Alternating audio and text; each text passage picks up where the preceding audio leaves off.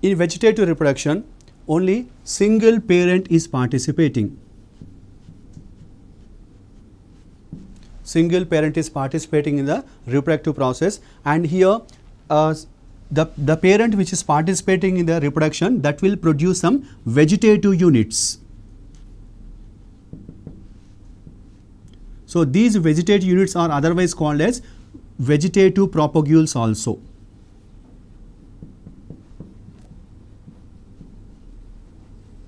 These vegetative propagules will be acting as a structures which are helping in producing the new offsprings or the daughter generation of plants.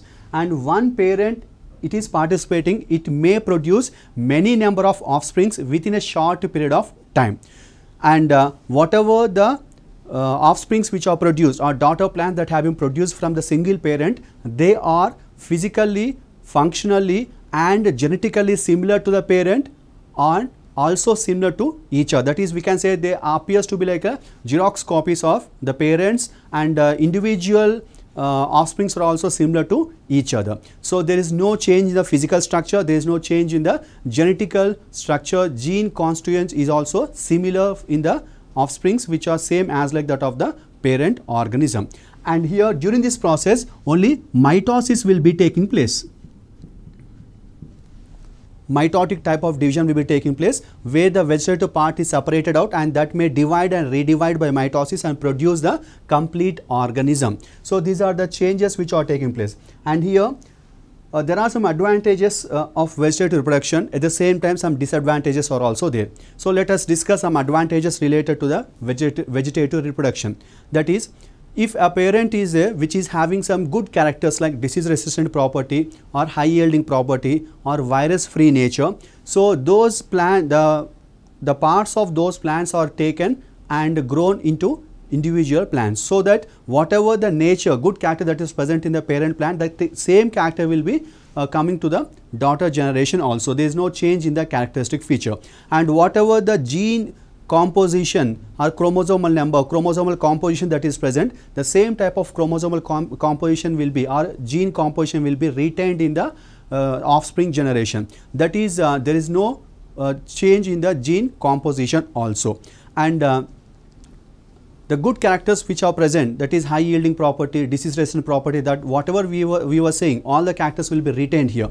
And at the same time, okay, here more number of offsprings are produced within a short period of time, and it is a very simple process. No need of it is a very fast process. It is very simple, no complexity is there, and it is done in the favorable condition in most of the plant species.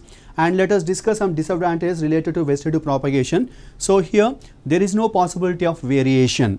That is, variation means there is no possibility of introducing a new character into the offspring, such that so there is no chance for evolution also, and there is no possibility of changing the genetic constitution. Of course, what if the genetic composition is very good related to the parent plant, so that will be retained, but if it is not a useful thing, so it can't be changed. So that is one disadvantage related to the vegetative propagation. So likewise there are some advantages and also disadvantages related to the vegetative propagation. And let us discuss some of the types of vegetative methods of reproduction that is taking place in different groups of plants and some animals also. Methods of vegetative reproduction.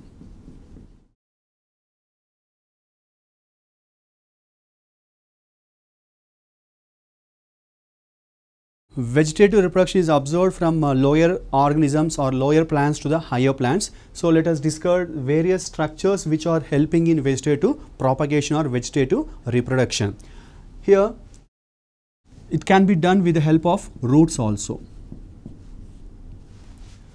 So particularly in examples like in asparagus like examples, in dahlia also, this type of roots are helping in the vegetative propagation. So how it is observed is, if the plant is present, is a soil level where the stem is present, and below this one we can observe the presence of adventitious roots. These are the adventitious roots that are present in dahlia, and one of the root will become swollen due to storage of excess food materials. So this swollen root will be separated out and growing into individual, so which is the condition where the root is helping in the vegetative propagation. So such examples are there, and of course actually we call this type of special structures as adventitious buds. These adventitious buds which are developing on the root, and these buds when they are separated from the parent plant, that will be growing into a new individual offspring. So this is a way the roots are producing the adventitious buds, and those buds are helping in producing the new generation or next daughter generation of plants. As like roots, stems are also helping in the vegetative propagation. So in the morphology part we might have studied about underground stems, subaerial stems and aerial stems. So there are many examples of underground stems, aerial stems and subaerial stems which are helping in vegetative propagation. Let us take some of those examples which have been studied in the vegetative morphology. Starting with tubers, particularly in potato like examples and artichoke. In these examples, so the stem tuber will be grown inside the soil, and the stem tuber will contain some semilunar scars, and these semilunar scars will contain eye-like structures, and these eye-like structures are concerned with the vegetative propagation. So when we leave these potato tubers or the tubers of artichoke, so these from these nodal regions or semilunar scar-like structures, the eyes which are present will start producing the sproutings. So those sproutings are nothing but the daughter generation of plants. So that means in tubers the eyes which are present, they are concerned with the vegetative propagation.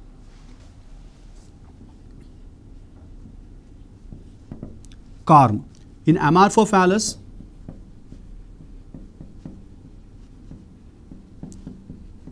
Colocasia, Amorphophallus means Zamin Khand.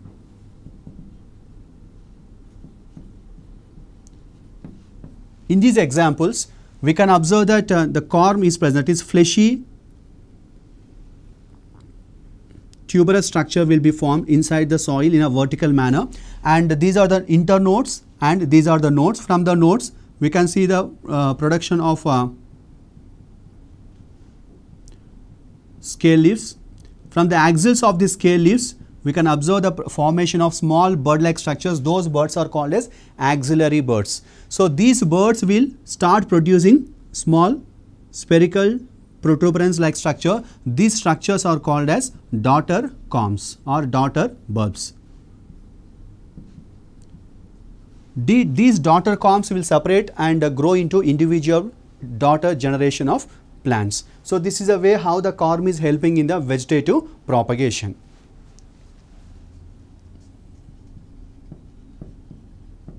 Next one is bulb. We can observe in garlic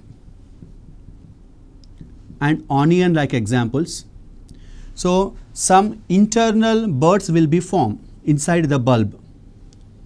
Small tuberous structures will be formed inside the bulb, and these structures are formed from the axillary buds. Actually, one of the axillary bud will develop into a small tuber-like structure. This tuber-like structure is called as a daughter bulb, and this daughter bulb will be acting as a structure which is giving rise to the daughter generation of plants. So bulb is also concerned with the production of daughter generation by vegetative propagation. Next one is rhizome. Rhizome is seen in banana, gloriosa, turmeric,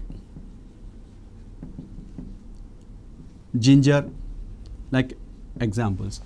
Actually, rhizome is the one which will be growing horizontally below the soil without any particular shape, and here that also contains nodes and internodes. On the lower side, start producing the adventitious roots,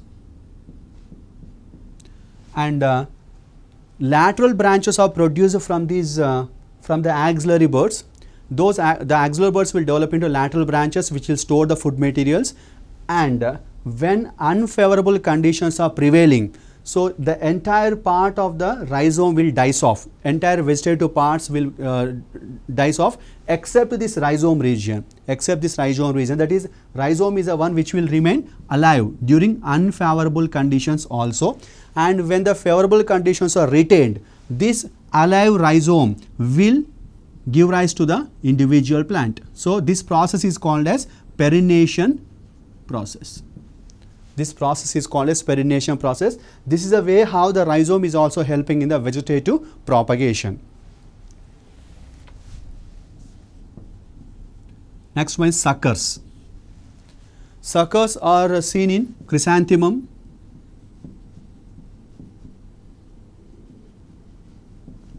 mentha like examples. Here the underground obliquely upward growing branches will be developing. So consider this is a stem, and underground part of the stem, this is a root here, and this is the underground stem part. From the nodal region and branch will develop. This branch will gradually grow horizontally or little obliquely upwards, and at one point it will come out of the soil.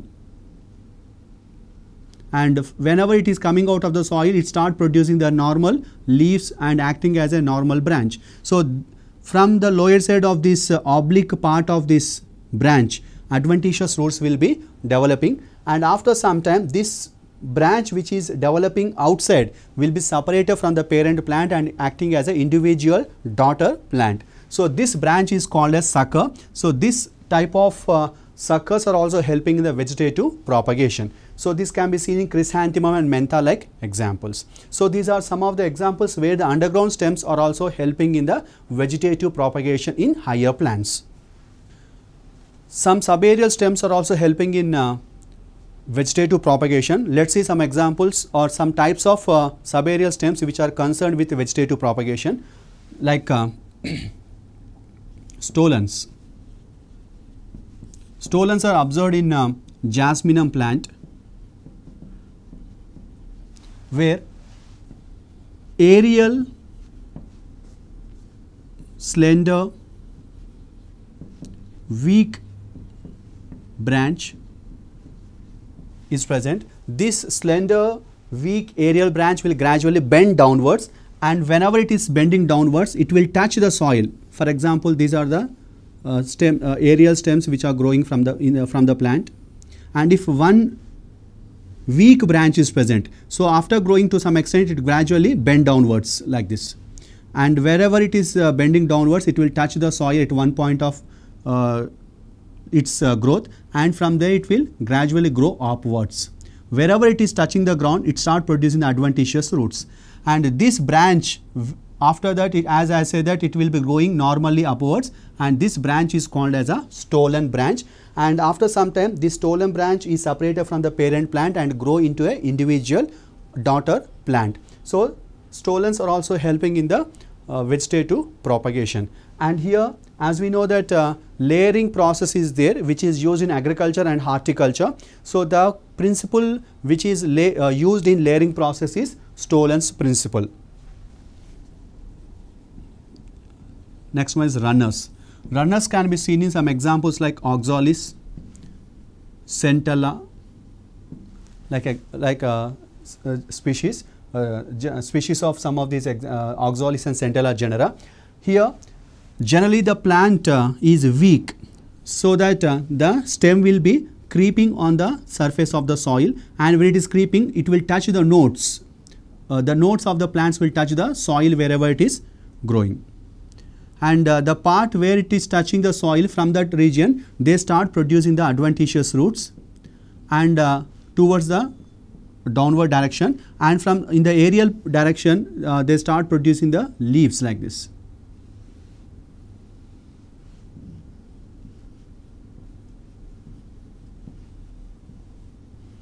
Here, due to some physical or some mechanical reason, the internodal part will be broken. The internodal part will be, this is internodal part, this internodal part will be broken, and from here this part will be acting as an daughter generation of plants, so that from one plant at least 2 or more than 2 plants are separated out, and each of the separated or broken part will be acting as an individual organism, such that the runners are also helping in the vegetative propagation. Next one is offsets. Offset is a characteristic feature of aquatic plants like in Pistia, Eichhornia like examples. Here Pistia, if you take the Pistia example, so here the plant is showing rosette type of arrangement of leaves, and from the lower side we start producing the balancing roots. Pistia contains the balancing roots and they have the root pockets at their tip.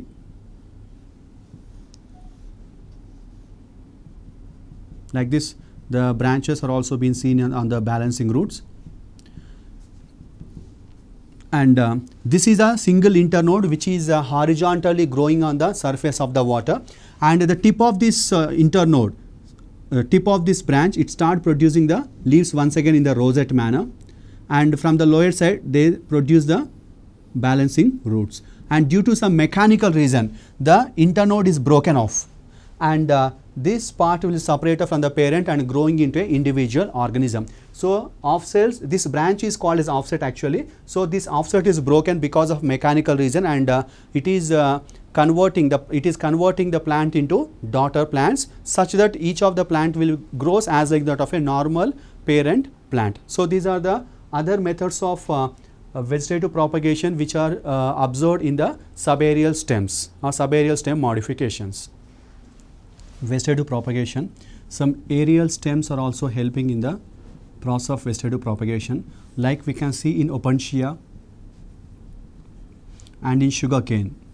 This type of character can be observed.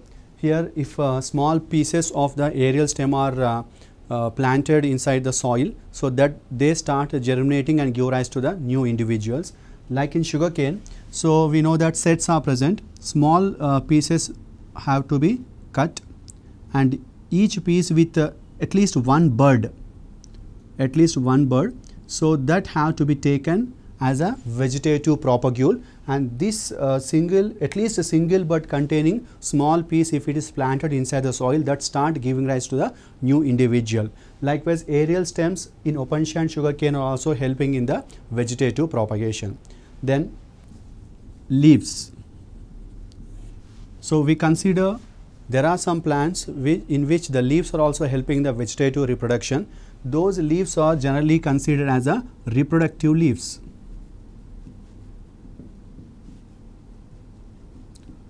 And these leaves will produce some adventitious buds on them, and these buds are called as epiphyllous buds. Like we can see such examples in Bryophyllum, Begonia and Scilla like plants. Let us take the example of Bryophyllum, where the leaf is fleshy and it contains marginal notches or constriction like things are present in them. So in the notches the leaves will produce some buds or adventitious buds. These adventitious buds are called as epiphyllous buds, and these buds will start germinate and giving rise to the small plantlets like this. And these plantlets are growing when the on the leaf itself. So after some time they get detached from the parent plant and grow into individual plant species. So one leaf may give rise to many number of small plantlets, and each of the plantlet have equal possibility of growing into a daughter individual plant. So that can be observed in Bryophyllum example. And in Begonia leaf, the injured parts, wherever small injury is formed on the leaf, so from that injured tissue or injured part of the leaf, so the small bud will be growing, that bud will give rise to a small plantlet. and the broken leaves also giving rise to the buds which give rise to the new plantlets. But in healthy begonia leaf, wherever there is no injury, so that part does not help in the vegetative propagation. And in Scilla plant, the leaf contains bulb-like structure, and the leaves are bending downwards. Wherever they touch the soil from that part, wherever they touch the soil from that region, they start giving rise to the buds, and that bud will produce a small plantlet like this. So this type of birds can also be observed. Vegetative birds are observed in the Scilla leaf, which are helping in the vegetative propagation. So these are some of the examples where the leaves are also helping in the vegetative propagation. Next type of structures which are helping in vegetative propagation are Turians. Turians are the special swollen birds, swollen structures which are developing on the plant body, and these swollen structures will help in producing the new offsprings or the daughter generation. Generally, these swollen regions will remain inactive during winter season, and they become active. Active in sense they start germinating and giving rise to the new daughter plant species during the next spring season. So this is a way how these swollen structures which are helping in the vegetative propagation, those are called as Turians. Turians can be seen in Utricularia plant. So if you observe the diagram of this Turians, so this is a Utricularia, the plant. So this type of small little branching can be observed in the Utricularia plant.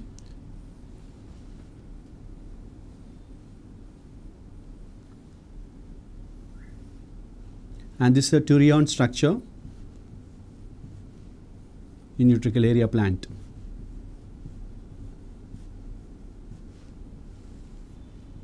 So this is a Turian. So Turians are also helping in the vegetative propagation. Okay, let's talk something about a plant called as water hyacinth. It is otherwise called as Eichhornia plant. Actually, this plant have been introduced to India because of its beautiful flowers and shape of the leaves.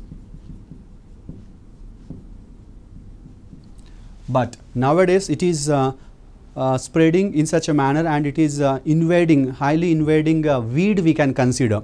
It is growing in the stagnant waters and spreading in a very fast manner, and in order to separate out, it is very tough. It is very tough to get rid of these plants.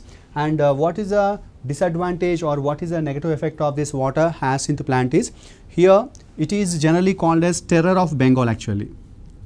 Terror of Bengal. Why it is so called as terror of Bengal means, so here as I said that it is growing in the stagnant waters and spreading in a very fast manner, and is very tough to get rid of this plant. And here this water hyacinth is showing offsets. And here this plant will drain all the oxygen that is present in the water. So when it is draining all the oxygen present in the water, the fishes which are growing in that water will are suffering from lack of oxygen, and majority or most of the fishes were died because of this water hyacinth plant. That is the reason why it is called as terror of Bengal. Till now, whatever we have discussed are the various types of vegetative propagations which are observed in most of the plants, which are helping in increasing the number of plant species and continuation of the species we can say.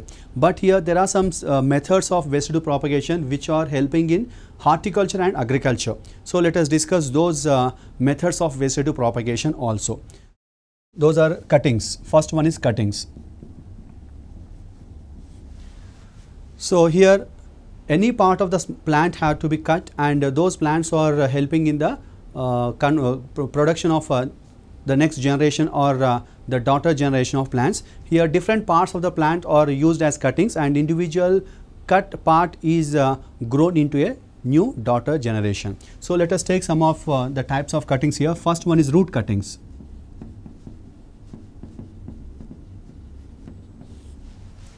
Here when the root of the plant have been cut, and from that cut end, so small when we plant these cut portions of the root, they start producing into a new daughter plant. So that from each plant, and the root should be in a healthy condition such that the daughter generation which we are getting will maintain the same healthy condition as like that of the parent plant. So this can be seen in many examples like citrus. Then second one is stem cuttings.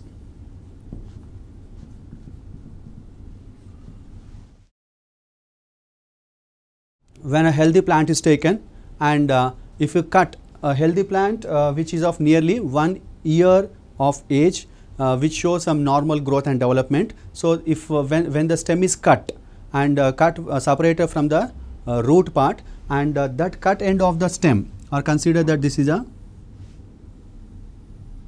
plant. So this is a root from which the stem have been separated, which contains the normal branching like structures with healthy condition like this. When we cut this plant, so this had to be cut just above the, leaving some space above the stem, and from the cut end, if you apply on the cut end, if you apply some plant growth regulators like auxins, because auxins are the root initiators. So when we apply the auxins on the cut end of the stem, so they start producing the adventitious roots. And when we plant it, or we can say not only spraying, when we dip the cut end of the stem in some plant growth regulators like IBA and NEA, indole butyric acid and naphthalene acetic acid. So and after dipping them in this NEA or IBA, when you plant this part inside the soil, from the lower side of this cut end of the stem, they start producing the adventitious roots, so that will be converted into a new individual plant. And from the normal root system that is left out, from that once again the normal plant will be growing, such that it is helping in the increasing the number of plants, which is useful for horticultural activities. So this can be seen in many such examples like rose, citrus, tea, coffee. Such many such examples are there where the stem cutting is helping in the horticultural development. Then third one is leaf cuttings. Here, as like that of root and stem cuttings, the leaf have to be cut into small pieces, and the leaves are cut in transverse manner. Transverse cut have to be done, and after transverse cut, so the leaf have to be, the cut portion of the leaf have to be planted in a vertical direction, planted in vertical manner inside the soil. And after some days, that vertically planted leaf portion will be developing into a new individual plant. Likewise, from the leaf also we can produce many number of plants. So this can be seen in examples like bryophyllum, because the leaves contains the adventitious buds on them. Those adventitious buds will give rise to a new individual. So this is a reason why the leaf cuttings are also helping in the vegetative propagation and increasing the number of offspring generations or offspring plants. Next one is layering.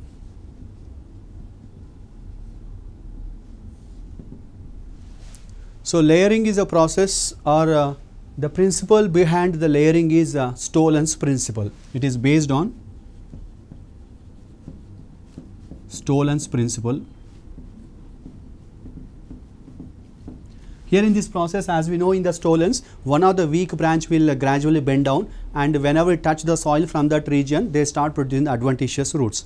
So, but in the layering process, it is done artificially by bending one of the branch towards the soil, and after bending towards the soil, so that bent part, whenever the branch touch the soil, that have to be covered with the help of some soil, and it have to be retained for few days or some weeks. So such that that will be developing into a new individual plants. This is the principle where the Stolen, this is a layering process where the Stolen's principle is employed for the horticultural development of the plants. So in these different types of layerings are present. Let us discuss some of the layering steps or layering types. So one is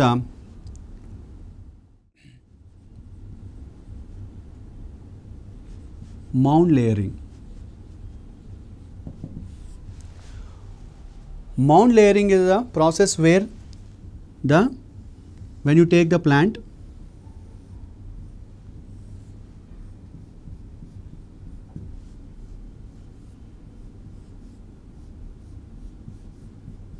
we had to cut the plant a little bit above the soil in the stem region, and if you leave that plant for some days, what happens, the lower portion of the stem will start producing some branches like this. And before that, what you had to do is that lower portion had to be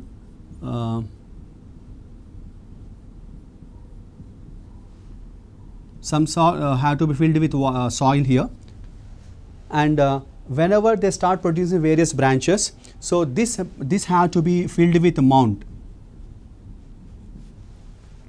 So mound contains some sort of organic nutrients which require for growth and development of the plants, and each of the branch will developing into a new individual, such that mound layering is also helping in production of more number of plants, which will help in horticulture process. So this can be observed in apple like examples. So next one is air layering. So here in this air layering, the lower part of a plant body is taken, and near about 3 to 5 centimeters of the bark of that lower portion of the branch is removed, so in the form of a ring like structure. So here this is the debarked portion, this is a debarked portion, and this debarked portion had to be tightly encircled with grafting clay. So this grafting clay contains cow dung and hay, and this had to be covered after putting this cow dung and hay, that is grafting clay, this had to be covered with the plastic cover, and it had to be retained for 3 to 5 weeks or for few weeks, and within few days we can observe the formation of roots from lower side of this one. And when we remove this part from the parent plant, and that will be developing into a new daughter offspring. So this is a way how this air layering is also helping in the production of new plants, which is helping in the horticulture development of the plants. The next technique is grafting. Grafting is also very much useful for horticulture development of the plants, and it is also one of the artificial method of vegetative propagation. So in this grafting process, we can say this is a technique of connecting the root system and the shoot system of two different types of plants to get a composite plant. We are using two different plants, we are saying, that is root system of one plant and the shoot system of one other plant is taken. So the plant in which the shoot is taken, that is called as scion, and the plant in which the root is taken, that is called as stalk. So here two parts are used here. One is a shoot of the plant, shoot of one plant, that is acting as, that is called as scion, and the root of other plant, that is called as stalk. These two portions have to be binded tightly with each other, so that a new plant can be produced, or we can say that the new cactus can be observed in the daughter generation, which are present in the two plants which have been acting as a parents here. So in this process, what is the primary requirement is the plant should contain cambium, or we can say that a vascular bundle should be open type of vascular bundle. So open type means in which the vascular bundle contains a cambium between the xylem and the phloem.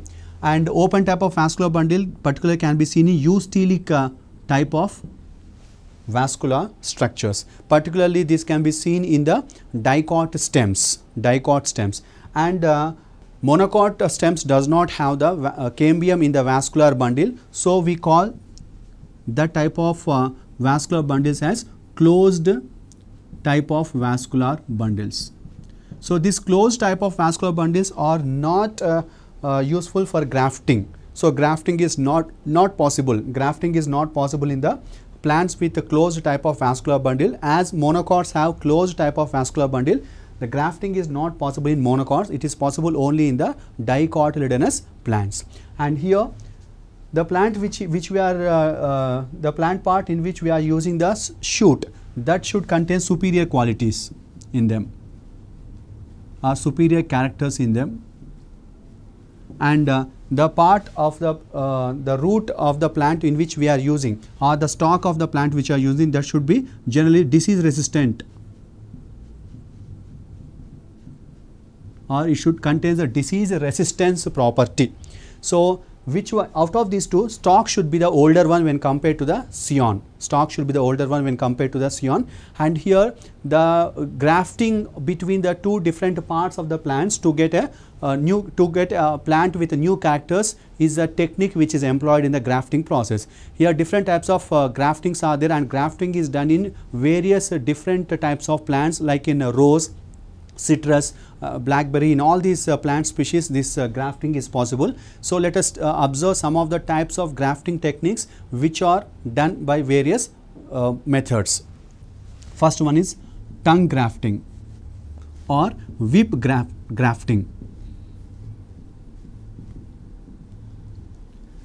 In tongue grafting or whip grafting, so the stalk and scion have to be taken. This is a process where the slices have to be done, or the stalk have to be cut in different patterns, and the scion have also been taken. It should also been done in the same process, such that the slices part or the cut ends of the stalk and the scion should exactly fit into each other, such that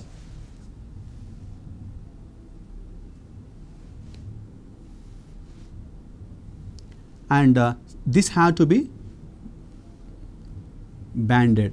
And after a few days, so what happens, the vascular tissue that is present in the scion and stalk, they start dividing and redividing, and the cells, new cells will form, which will help in binding the scion and the stalk. So this type of grafting technique is called as tongue grafting or the whip grafting. Next one is crown grafting.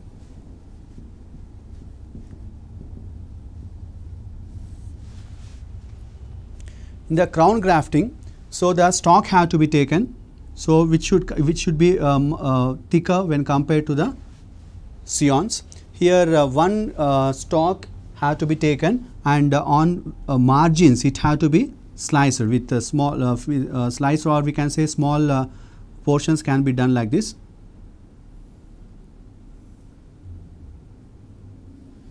And here in this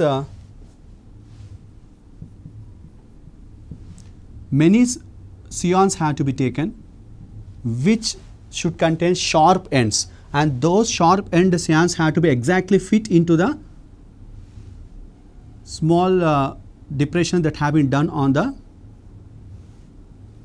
stalk region, and they have to be binded from outside, that is they have to be plastered, such that after a few days the scions will exactly start connecting with the stalk region. This type of grafting is called as crown grafting. Next one is wedge grafting.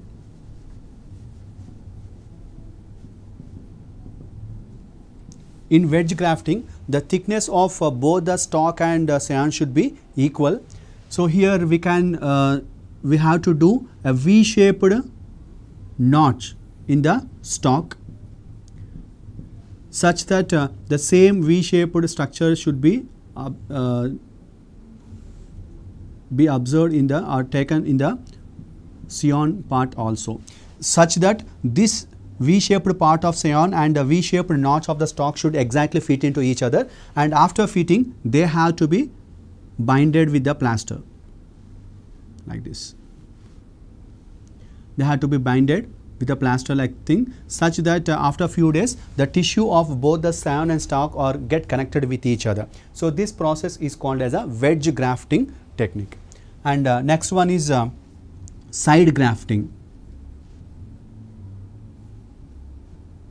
In side grafting process, the thickness of the stalk is more when compared to the scion, and a slit have to be, or we can say that the stalk have to be cut in the form of a small slit on one side, and the stalk scion should contain sharp end which should exactly fit into the slit that have been done on one side of the stalk.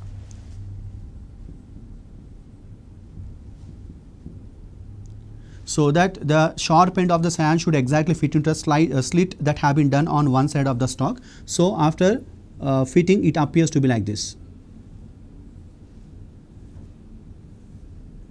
and that had to be plastered. So after a few days, the scion and the tissue of the scion and stalk both of them get connected with each other. This type of grafting is called as a side grafting. Next one is approach grafting.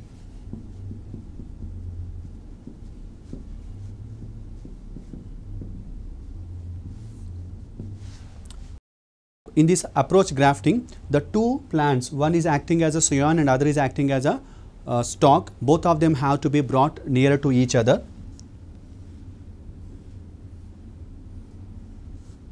This is a scion plant, and this is a stalk plant.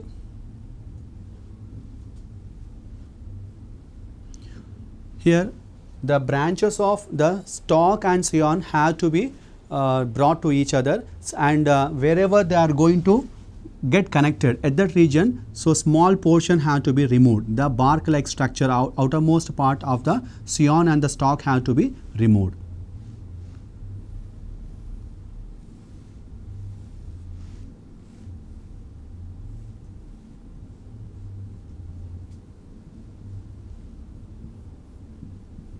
So this portion, the tissue have to be removed, and these portions where the small slices have been made, those are made to touch with each other, such that the cambium or the vascular tissue of this stalk, scion and the stalk should get connected with each other, so that we can show that in the form of other diagram here.